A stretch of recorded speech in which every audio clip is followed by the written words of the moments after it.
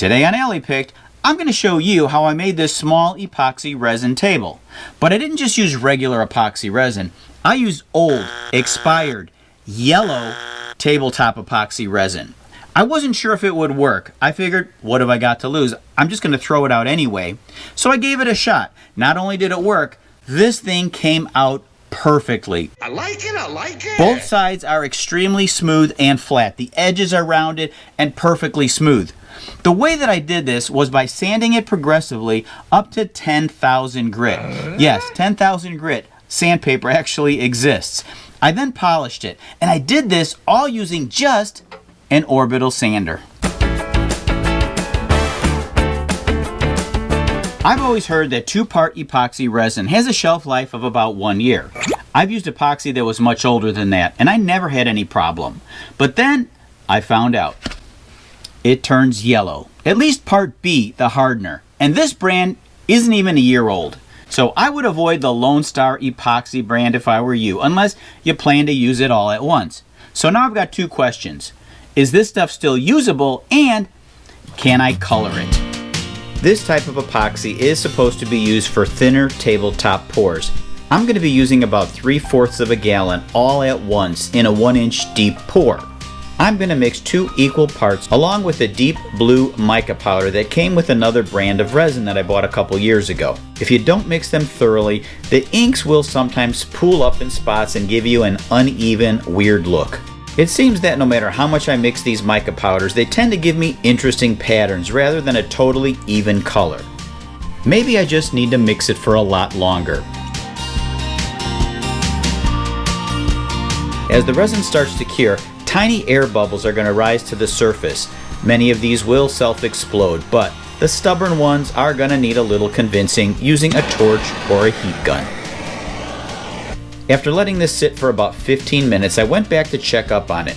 I noticed it was getting extremely hot, probably because I was using too much of the product at once. As I said, it's designed for a thinner tabletop pour. I took my temperature gun and measured 174.2 degrees. That's not a good sign. A second reading was 182.8 degrees. This is just an experiment at this point, so I'll just put a cover on it to keep the dust off and come back in the morning. The next day, I was able to remove it from the mold. I really like the pattern that the mica powder made. At first, this looks really good. However, upon closer inspection, it has a lot of issues. Looking at the edges, I do see some peeling. Also, there's hundreds of tiny pinholes all over it. These holes are also over the top surface. This is pretty much unusable as it is.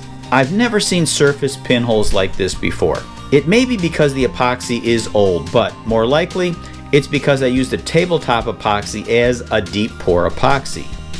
You can buy a special deep pour epoxy that's thinner and cures much slower. It cures in like 3 or 4 days rather than 12 hours.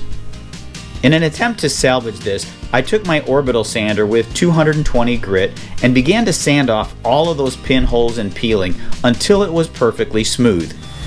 It was still pretty rough, so I went on Amazon and purchased this box of very high grits of orbital sandpapers. Various grits all the way up to 10,000.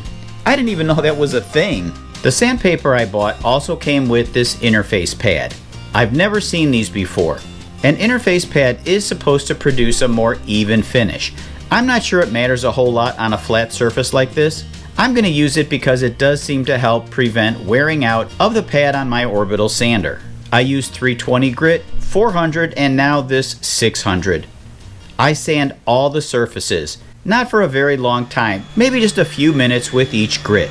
Also, what I do after each grit is to spray the surface with water and wipe off all the dust. This helps prevent the dust from scratching the surface when I use the next sandpaper. As I'm using this repeated method with every higher grit sandpaper, the epoxy surface gets a little shinier.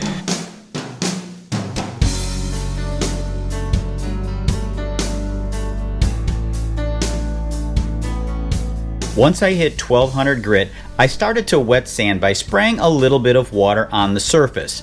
I'm not sure if this was beneficial, so I'll need to do more testing before I'm sure of its effectiveness.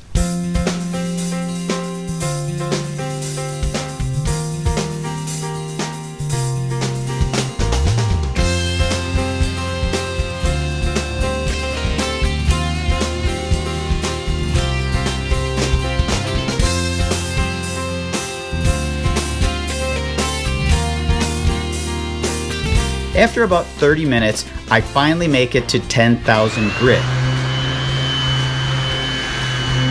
The last step I do is to use these Velcro foam pads with some liquid polish. I bought these at an estate sale last year, not knowing what I was going to use them for.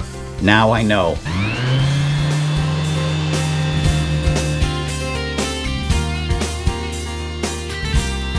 I then took some polishing compound that I had for my car. I hand rubbed it in, let it dry, then I used the foam pad on it, and finally a microfiber cloth to wipe off any remaining bits of wax. I just couldn't believe the result. Next, a little shopping trip on Amazon to get 3 16-inch hairpin legs. The next day they arrive, and they do not disappoint. These will work out perfectly. The screws that they came with were a bit too long, so I had to replace them with some that I had in my stash. I do need to drill some pilot holes for all of the screws to keep them from splitting the epoxy. I'm not sure if it would split or not, but I'm not taking any chances. I also cut out this piece of roofing paper to use as a spacer. It's going to provide a bit of cushion between the hard steel and the hard epoxy. I use this leather hole punch to cut holes to match the hairpin leg mounting holes. To space the 3 legs evenly, I made a circle template. Using this method, which you can Google, I marked the spots for the other 2 legs.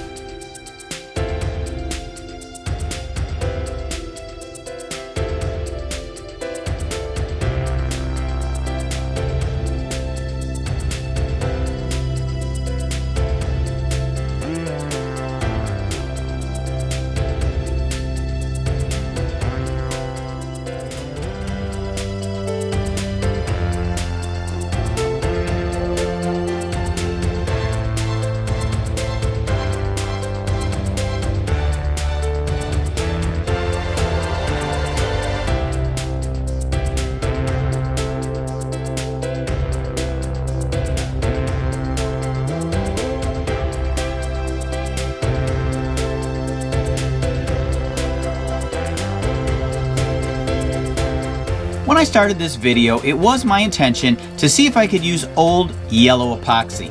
I broke a lot of epoxy rules along the way, and I still ended up with a beautiful small end table and a lot more knowledge about epoxy than I knew last week. And that's what I love about this journey. You start somewhere interesting and end up somewhere even better. Better than you ever expected. Now, stop watching videos and go do something productive. I'm Tom. This is Alley Picked, and thanks for watching.